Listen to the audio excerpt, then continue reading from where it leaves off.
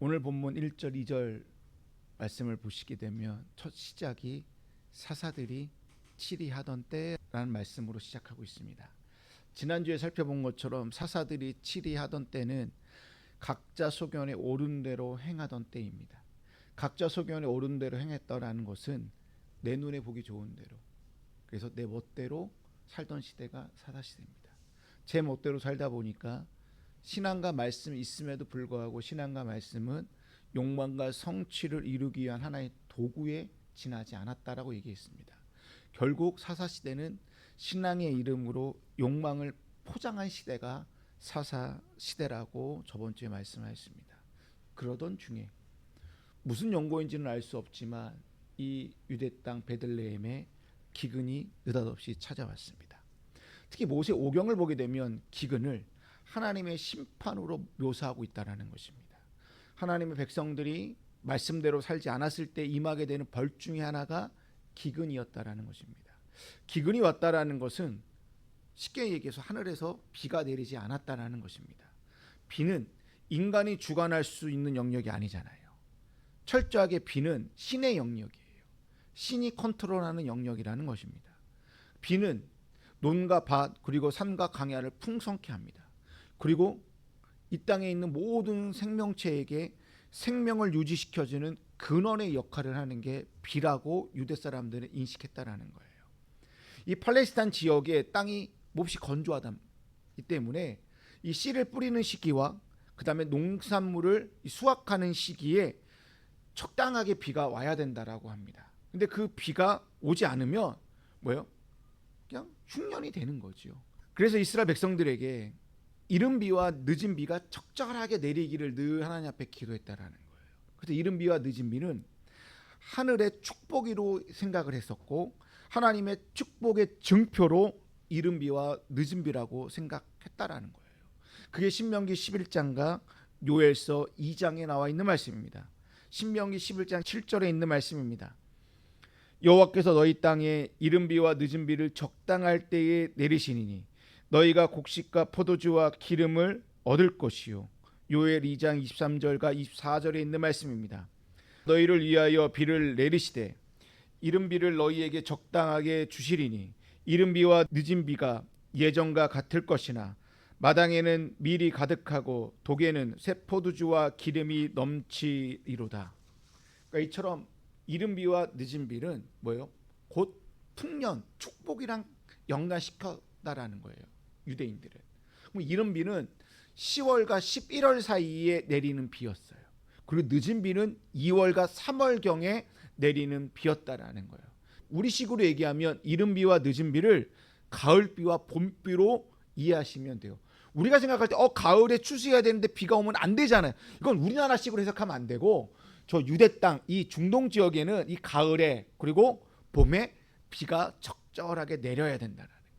이 시기에 비가 내리느냐 내리지 않느냐의 문제는 사람들이 풍요롭게 하루를 살 수 있느냐 없느냐의 문제를 넘어서 내가 비가 오지 않으면 굶주려야 된다는 거예요.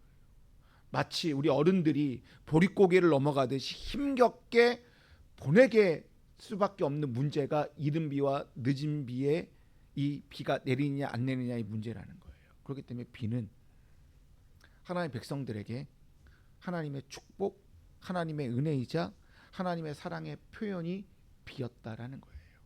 근데 이스라엘 백성들이요, 이제 여호수아 시대 이후에 가나안 땅에 정복을 하고 가나안 땅에 뭐예요? 이제 정착하기 시작합니다. 그러면 그 전까지는 유목민이었기 때문에 돌아다녔잖아요. 아브라함부터 계속 돌아다녔기 때문에 뭐예요?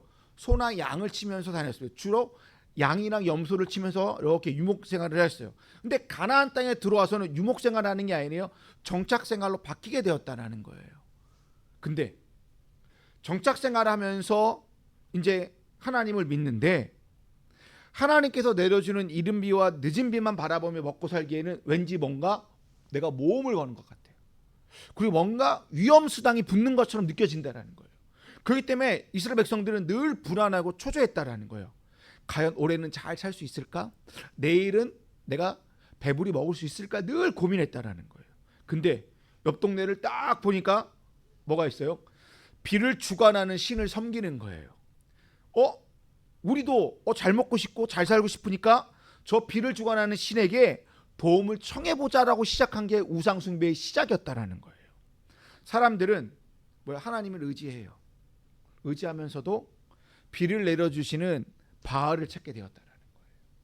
그리고 바알을 섬기기까지 해요. 더 나아가 하나님께 예배 드리고요. 오후에는 우리 식으로 얘기하면 오전에는 하나님께 예배 드리고 오후 예배, 저녁 예배 때는 바알이 예배 드리는 곳에 가서 그들이 좋아하는 종교적 퍼포먼스를 엄청나게 한다라는 거예요. 거기에 성적 행위가 엄청나게 문란한 종교적인 퍼포먼스도 행해졌다라는 거예요.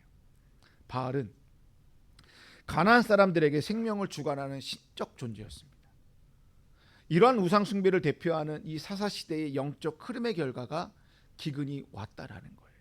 결국 지난주의 말씀처럼 자기 소견에 옳은 대로 행했기 때문에 기근이 왔다라는 거예요. 사사들이 치리하던 때에라고 하여 무조건 기근이 온 것이 아니라 사사시대의 영적 흐름이 즉 바알을 섬기고 우상 숭배를 하여 인간의 욕망과 성취를 이루려는 그 영적 흐름 때문에 유대 땅에 기근이 왔다라는 것입니다.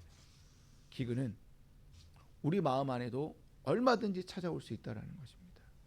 우리 삶에도 얼마든지 내 마음의 기근의 상태로 될 수 있다라는 거예요. 우리가 사사시대처럼 사사시대의 영적 흐름이 내 안에 이렇게 인간의 욕망과 탐욕과 성취로 가득 채워져 있다면 내 마음은 은혜보다는 기근의 상태로 바뀌게 된다는 거예요. 마음의 기근이 찾아오게 되면요, 내 마음밭이 건조해져서 갈라질 수밖에 없어요. 그러다 보니까 하나님께서 매일매일 주시는 만나가 이제는 싫어요. 하나님 주신 은혜가 싫다라고 얘기해요. 하나님의 보살핌보다는 내가 주도적으로 내가 살아보겠습니다라고 얘기한다라는 거예요. 그게 사춘기의 아이들의 특징이잖아요. 그때 사춘기의 아이들의 전형적인 특징이 뭔지 아세요? 마음이 건조하다는 거예요. 뭔가 할 수 있을 것처럼 보여요. 근데 좀만 지나다 보면 20살 지나고 이제 남자아이들은 군대를 갔다 오잖아요. 이게 아니구나 라는 걸 깨닫게 된다는 거죠. 기독교인들도 똑같다라는 거예요. 매일매일 내가 예배드리고 하나님 앞에 은혜를 받는 게 너무 귀한데 그것을 마음이 다시 갈라지잖아요. 말씀의 은혜가 필요 없다라고 얘기를 하는 거예요. 그리고 예배도요, 아무런 감동이 없어요. 그리고 아무런 이유 없이요, 누군가가 그렇게 꼴보기 싫습니다. 자다가도 벌떡 일어나요. 저놈의 새끼 저거 진짜 꼴보기 싫어. 그렇죠? 저놈이 좀 망했으면 좋겠다. 이런 마음이 든다라는 거예요. 그래, 1년 전에 저 새끼가 나한테 이렇게 했지. 저놈이 꼭 망했으면 좋겠다. 그리고 왠지 모르게요, 화가 나요. 그리고 마누라한테 짜증을 내요. 그리고 아들한테 짜증을 내요. 제가 저번 주에 하루인가 이틀은 화가 나가지고 있으니까 아들이 엄마한테 가서 아빠는 왜 이렇게 짜증을 내? 아빠는 왜 이렇게 화가 났어? 이유가 뭐야? 엄마 말 나도 몰라. 그냥 건들지 마. 지금은 정상이 아니야. 뭐요? 마음에 기근이 오잖아요. 짜증이 난다라는 거예요. 화가 날 수밖에 없어요. 왜? 내 마음이 건조해지거든요. 건조하니까 어떻게 해요? 내 마음밥이 쩍쩍 갈라져요. 이렇게 마음이 건조하고 갈라졌기 때문에 내 마음밭이요, 기근이 찾아올 수밖에 없다는 것입니다. 마음에 기근이 오면요, 어떻게 됩니까? 생명의 기운이 사라지게 돼요. 생명의 기운이 서서히 사라져서 결국 마음이 황폐해지게 된단 말이에요. 그렇게 되면요, 다시 죄의 노예로 옛사람의 본성대로 살 수밖에 없다라는 것입니다. 지금 우리 마음이 건조하고 메말라가고 있다면 왜 내 마음이 이렇게 기근이 찾아왔는가를 한번 생각해 보셔야 돼요. 하루빨리 마음이 건조하지 않게끔 빨리 그 이유를 찾아야 된다는 거예요. 근데 그 이유는 딱 하나예요. 뭐냐? 내 마음이 뭔가 더러워졌다라는 거예요. 내가 모르게 뭔가 모르게 내 안에 더러워진 상태가 되었다라는 거예요. 그래서 마가복음 7장 21절 이하에는 마음에 나오는 이 악한 생각들로 인하여 사람을 더럽게 한다라는 그것 때문에 마음에 기근이 왔다라는 거예요. 말씀을 볼까요? 마가복음 7장 21절 23절에 있는 말씀입니다. 사람의 마음에 나오는 것은 악한 생각 곧 음란과 도둑질과 살인과 간음과 탐욕과 악독과 속임과 음탕과 질투와 비방과 교만과 우매함이니 이 모든 악한 것이 다 속에서 나와서 사람을 더럽게 하느니라. 보세요. 사람의 마음에 나오는 이 악한 생각이 나를 더럽게 하잖아요. 내가 더러워진 상태로 있으니까 내 마음이 어떻게 되겠어요? 기근이 찾아올 수밖에 없다라는 거예요. 그러니까 짜증이 나고 화가 나고요. 내 마음이 쩍쩍 갈라지니까 말씀도 싫다고 얘기하고 예배도 싫다라고 얘기하고 기도도 싫다고 얘기하고 사람도 싫다라고 얘기하는 거예요. 우리 마음에 기근이 찾아오게 되면 어떻게 됩니까? 딱 하나예요. 찬송가 183장이 답인 것 같아요. 우리가 잘 아는 찬양이에요. 빈들의 마른 불같이 시드는 나의 영혼. 시들어졌대요. 이게 뭐예요? 기근이 왔다라는 거예요. 주님이 약속한 성령 간절히 기다리네. 가물어 메마른 땅에 뭐예요? 기근과 흉년이 임한 내 마음 밭에 단비를 내리시듯 성령의 단비를 부어 새 생명 주옵소서. 우리가 이 시간에 내 마음이 지금 뭔가 모르게 짜증이 나고 화가 나고 누군가가 꼴배기 싫고 가족들이 화가 나면 하나만 기도하시면 돼요. 하나님, 성령의 단비를 나에게 부어 주시옵소서. 그래서 내가 새 생명을 다시 한번 갖게 해 주십시오라고 기도해야 한다는 거예요. 여러분, 확실한 건 하나님께서 내 삶에 이른 비와 늦은 비를 반드시 부어 주신다라는 사실입니다. 우리가 늦은 비와 늦은 비만을 소망하며 살아서는 안 됩니다. 반드시 이른 비와 늦은 비는 부어 줄 텐데 그것만 바라보며 사는 것은 어리석은 삶이라는 거예요. 이른 비와 늦은 비는 내 삶 속에서 하나님의 말씀대로 살 때에 하나님께서 주시는 축복이라는 거예요. 이게 레위기 26장 3절과 6절에 있는 말씀입니다. 너희가 내 규례와 계명을 준행하면, 하나님의 말씀을 잘 지키면 내가 너희에게 철 따라 비를 주리니 땅은 그 산물을 내고 밭에 나무는 열매를 맺으리라. 너희의 타작은 포도 딸 때까지 미치며 너희의 포도 따는 것은 파종할 때까지 미치리니 너희가 음식을 배불리 먹고 너희 땅에 안전하게 거주하리라. 내가 그 땅에 평화를 줄 것이다 라고 말씀하고 있다는 거예요. 우리가 말씀대로 이 땅에 살아갈 때에 하나님께서 주시는 축복이 뭐냐? 비를 내려주신다라는 거예요. 근데 우리 삶 속에서 내가 말씀을 열심히 지키고 예배를 열심히 드리고 기도하고 찬송하는 것이 비가 내리는 것이 목적이면 안 된다라는 거예요. 열매를 맺고 땅에 산물을 거두는 것이 우리 신앙생의 목적이어서는 안 된다라는 말씀입니다. 우리가 말씀대로 살아가는 가장 큰 이유가 무엇입니까? 내 삶 속에 이른 비와 늦은 비가 내리기 위하여? 아니면 내 삶 속에서 땅의 소산을 거두기 위해서인가요? 아니면 포도가 거둘 때, 파종할 때 그것을 편안하게, 아니면 많은 포도를 거두기 위해서 내가 신앙생활을 하는 걸까요? 그게 신앙생활이 목적이라면 죄송하지만 그건 사사시대라는 거예요. 사사시대들이 하나님께 예배드리고 신앙을 갖던 이유가 뭡니까? 그것들을 인간적인 욕망과 성취를 채우기 위해서 살아갔다라는 거예요. 근데 오늘 말씀에 아까 좀 전에 읽었던 말씀의 가장 중요한 포인트가 뭐냐면, 내가 하나님의 말씀대로 살아가는 가장 큰 이유는 뭐냐? 내가 이 땅에서 안전하게 살고자, 나 혼자 안전하게 사는 것이 아니라 함께 더불어 안전하게 살고자 하는 데 있다라는 것입니다. 이렇게 안전하게 살아가고자 할 때에 내가 서 있는 땅에 뭐가 임한대요? 평화가 임한다라고 성경은 우리에게 가르쳐주고 있다라는 것입니다. 저는 이게 하나님 말씀의 목적이 되어야 된다고 생각합니다. 우리가 안전과 평화를 이 땅에 이루기 위하여 하나님 말씀대로 살아가야 합니다. 하나님 말씀대로 살아갈 때에 사사시대의 영적 흐름이 완전히 끊어져서 그때부터 내 삶 속에 안전함을 임하게 되고요, 평화로운 삶을 살게 되는 줄로 믿습니다. 기근이 임하여 이제 엘리멜렉과 나오미 가족은 이 기근 때문에 베들레헴에서 모압 땅으로 이주했습니다. 이게 1절 하반절에 있는 말씀입니다. 화면을 보실까요? 유다 베들레헴의 한 사람이 그의 아내와 두 아들을 데리고 모압 지방에 가서 거류하였는데, 그래서 2절 말씀은 그들의 가족의 이름이 나오고 모압에 거주하였다라는 말씀으로 2절 말씀이 끝나요. 이 9절에 보시게 되면 히브리어 동사가 2개가 나오는데 제가 그래서 빨간색으로 체크를 해놨어요. 첫 번째로 체크한 이 단어가 떠나다, 걸어 나오다라는 의미의 동사예요. 두 번째로 체크한 동사가 체류하다, 거류하다라는 동사입니다. 모압에 거주하기 위하여 베들레헴에서 이들은 뭐 했다라는 거예요? 걸어 나왔다라는 거예요. 이 동사, 걸어 나왔다라는 이 동사를 보니까 엘리멜렉의 가정의 이 모압행은 전적으로 가족들이 합의해서 간 게 아니라 남편이자 아버지인 엘리멜렉, 오늘 본문에서는 그라는 말로 되어 있습니다. 그 아내와 그의 두 아들이라는 표현입니다. 그래서 한 사람이라고 나오고 있어. 그 사람이, 다시 말해 엘리멜렉의 결정에 의해 가게 되었다라는 거예요.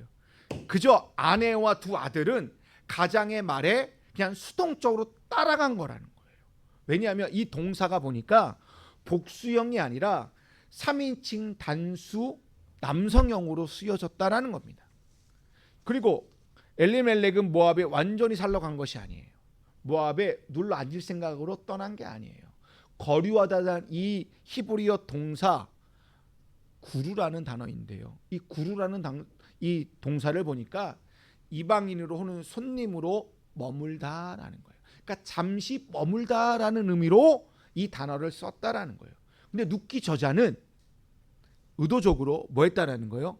그의 가정이 모압 지방에 체류하였는데, 거류하였는데 라는 말로 썼다라는 거예요. 왜 그럴까요?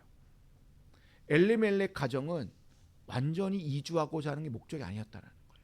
거기에 가서 시민권을 얻고 내가 거기에 아들, 딸을 낳고 손주를 낳아서 내가 평생 잘 먹고 잘 살기 위해 간 것이 아니라는 거예요. 잠시 뭐예요? 살러 간 거예요. 잠시 손님으로 체류하는 목적으로 간 것을 강조하기 위하여 거류하다라는 단어를 의도적으로 썼다라는 거예요. 이거 다른 말로 말하면 지금 여기에는 기근이 왔으니 너무 살기 힘드니 이 어려울 때 살짝만 피했다가 우리가 살다 오자라는 말로 엘리멜렉이 얘기했다라는 거예요. 요즘 말로 바꿔볼까요? 신앙의 언어로 바꿔볼까요? 우리 언어로?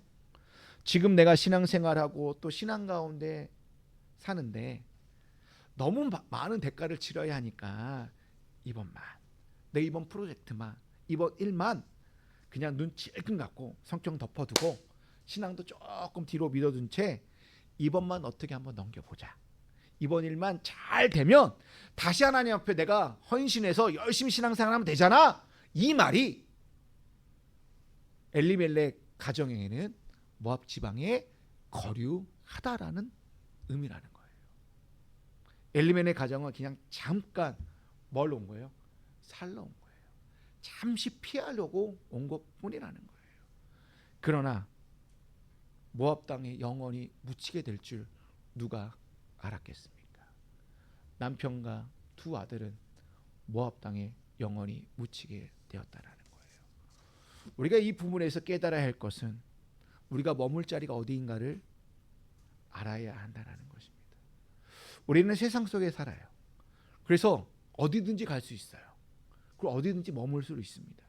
어디에 가는 것이 잘못된 것은 아니잖아요. 아이들이 나쁜 곳에 간다고 뭐라 할 것이 아니잖아요. 왜? 하나의 인격체니까 어디든지 다 갈 수 있잖아요. 괜한 색안경을 끼고 그리고 볼 필요는 없다라고 저는 생각합니다.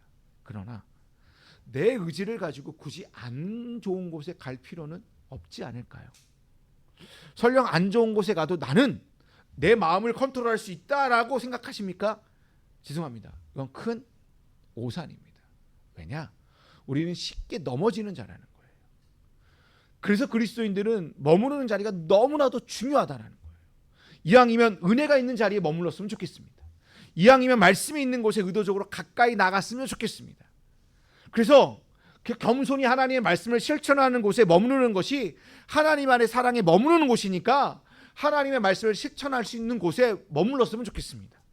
그래서 여러분의 삶의 터전이 은혜가 머무는 곳이 됐으면 좋겠고, 말씀이 머무는 곳이 됐으면 좋겠고, 여러분의 직장과 여러분의 사업처가 그 다음에 사랑과 행복이 머무는 곳으로 여러분이 만들었으면 좋겠습니다. 그래서 여러분의 가정과 직장과 사업장이 겸손히 하나님과 동행하고 겸손히 하나님과 머무르는 곳으로 만들어 나가시기를 주님의 이름으로 축복합니다. 그리고 우리가 오늘 말씀을 통하여 또 하나 깨달을 건 무엇이냐? 엘리멜렉 가정을 잠시 머물려고 모압에 왔지만 뜻대로 되지 않았다라는 거예요. 이걸 오늘 우리의 삶을 한번 생각해 봅시다. 우리가 아무리 계획을 하잖아요. 그러니까 수많은 계획을 하고 우리의 자녀들의 인생의 계획들을 이렇게 짜주잖아요. 그리고 꼼꼼히 살피잖아요. 근데 인생이 마음대로 되나요? 되는 게 하나도 없다는 거예요. 그렇다고 아무런 생각도 없이 계획도 없이 그냥 되는 대로 살면 되나요? 이 역시 안 된다는 겁니다.